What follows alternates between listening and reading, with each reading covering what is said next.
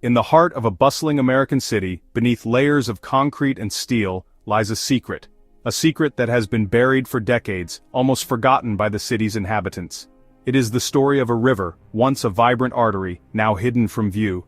This river was not just a body of water, it was the lifeblood of the community, providing sustenance and a place for people to gather. This is the tale of a forgotten waterway, buried in the name of progress, as the city expanded and modernized. The river was gradually covered, its presence erased from the map, replaced by roads and buildings, and the consequences that followed. The disappearance of the river led to unforeseen environmental impacts, including increased flooding and the loss of natural habitats. The city's ecosystem was disrupted, and the balance between nature and urban life was thrown off. The river, once a source of life and beauty, was home to diverse wildlife and lush vegetation. It was a place where people could connect with nature, find peace, and enjoy the simple pleasures of life. Became a casualty of urbanization. The relentless march of development showed little regard for the natural world, prioritizing concrete and steel over the delicate ecosystems that once thrived here. Its story is a cautionary reminder of the delicate balance between human development and the natural world. As cities grow, it is crucial to remember the importance of preserving natural spaces and the benefits they bring to urban environments. It is a story that compels us to listen to the whispers of the past buried beneath our feet. By uncovering these hidden histories, we can learn valuable lessons about sustainability and the need to coexist with nature rather than dominate it.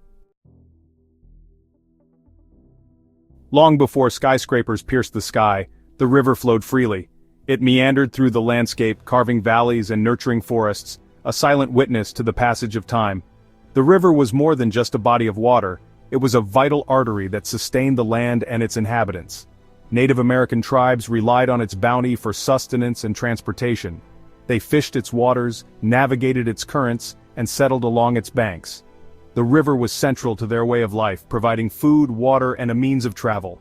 It was a sacred entity, woven into their myths and traditions, a source of life and spiritual connection. Early settlers built their lives along its banks, drawing water for their homes and crops. They constructed homes, planted fields, and raised families, all within reach of the river's life-giving waters. The river was a constant companion, its presence a reassuring reminder of nature's bounty. It provided not only for their physical needs but also offered a sense of security and continuity. The river was a lifeline, its currents carrying not just water, but the hopes and dreams of a burgeoning community. It was a place where people gathered, where stories were shared, and where the community's collective spirit was nurtured. The river's flow mirrored the rhythm of daily life, a constant, soothing presence that bound the community together. Mills and factories sprang up along the riverbanks, harnessing its power to drive the engines of industry. The river's energy was transformed into mechanical power, fueling the growth of industries that would shape the city's future. These early industrial endeavors marked the beginning of a new era, one where the river's role expanded from sustenance to progress. The river became a symbol of progress, its waters fueling the growth of the city. As the city expanded, so did its reliance on the river. It became a conduit for trade, a source of energy, and a vital part of the city's infrastructure. The river's presence was a testament to the city's evolution, a reminder of its humble beginnings and its journey towards modernity. As the population swelled, so too did the city's dependence on the river. The riverbanks became bustling hubs of activity, with markets, docks, and public spaces springing up along its edges. The river was a focal point of urban life, a place where people from all walks of life converged, drawn by its beauty and utility. It was a source of life, a means of transport, and a driving force behind its prosperity. The river's waters carried goods, people, and ideas, facilitating commerce and communication. It was an ever-present force, shaping the city's identity and ensuring its continued growth and success. The river, in all its forms, remained the lifeblood of the city, a timeless and enduring presence. As the city grew, so too did its challenges. The once pristine river became increasingly polluted. Factories dumped their waste into its waters, and sewage flowed unchecked from homes and businesses. The river, once a source of life, was slowly being choked by the city it sustained. The stench became unbearable, and disease spread like wildfire. Cholera outbreaks became a regular occurrence, claiming the lives of countless citizens. The river, once a symbol of progress, was now seen as a threat to public health and an obstacle to the city's growth. Faced with a growing crisis, city officials made a drastic decision: bury the river. The river, once a lifeline for the city, had become a source of constant worry. Floods, pollution, and the encroaching urban sprawl had turned it into a hazard rather than a boon. The decision was not made lightly. It was the result of countless meetings, debates, and consultations with experts. The city officials knew that this move would change the landscape forever, but they believed it was a necessary step to ensure the safety and future of the city. It was a controversial move, but one that many saw as necessary. The community was divided. On one side there were those who cherished the river for its historical and natural significance. They argued that the river was a vital part of the city's heritage and should be preserved at all costs. On the other side, there were those who saw the river as a threat, a ticking time bomb that needed to be diffused. The debates were heated, with passionate arguments from both sides. Public meetings were held, and the city square became a battleground of ideas and opinions. The river, they argued, had become a liability. Years of neglect and industrial waste had turned it into a polluted mess. The once clear waters were now murky and filled with debris. Wildlife that once thrived along its banks had all but disappeared. The river, which had once been a source of pride, was now an eyesore and a health hazard.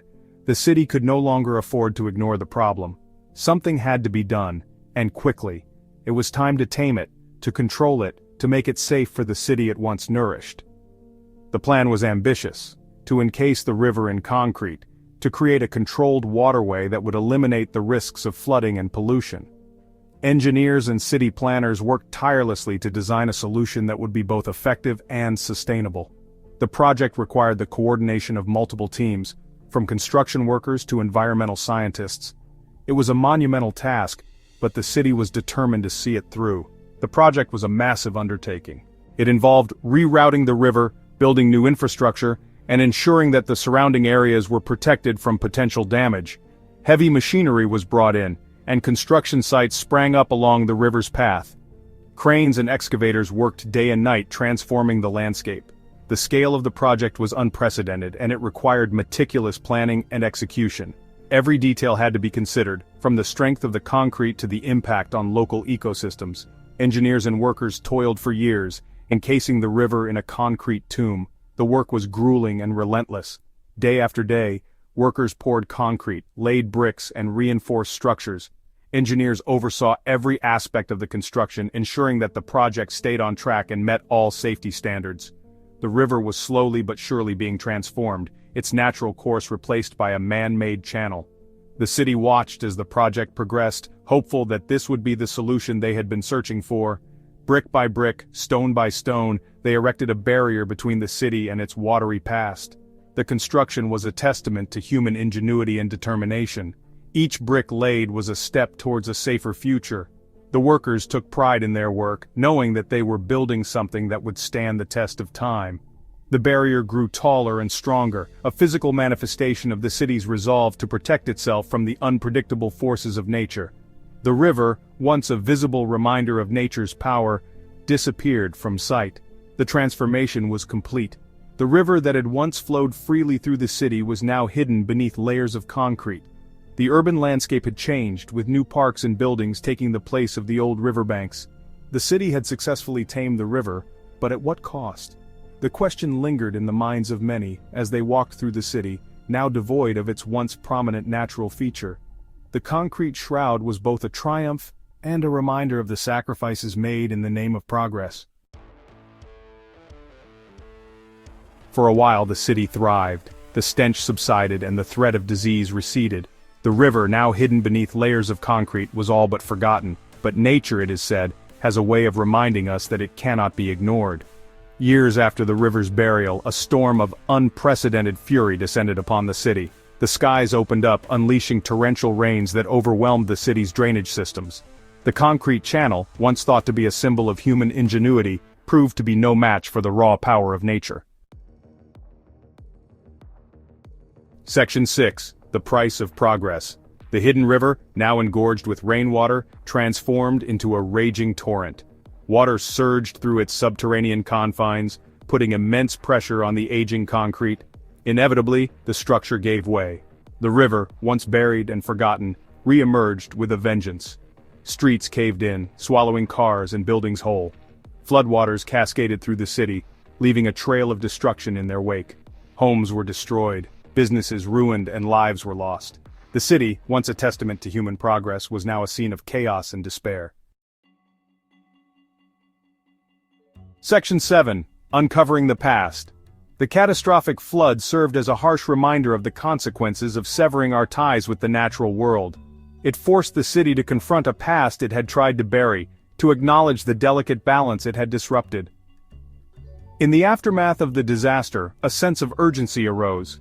There was a recognition that simply rebuilding what was lost was not enough. The city needed to address the root cause of the problem, its buried river. Section 8. A New Balance. What followed was a period of intense reflection and planning. City officials, engineers, and environmentalists came together to find a solution. This time, there was a shared understanding. The river could not be ignored. It needed to be integrated into the fabric of the city. Projects were initiated to unearth sections of the river, to create green spaces and parks along its banks. The river, once a symbol of disease and destruction, was being reimagined as a source of life and beauty. Section 9. Lessons from the Depths. The story of the buried river is a stark reminder that progress cannot come at the expense of the natural world. It highlights the importance of understanding and respecting the delicate balance of our ecosystems. The city's experience serves as a lesson for urban planners and citizens alike. It underscores the need for sustainable development, for solutions that integrate nature into our urban landscapes. The river, once hidden and forgotten, has re-emerged as a symbol of resilience, reminding us of the power and importance of listening to the whispers of our past.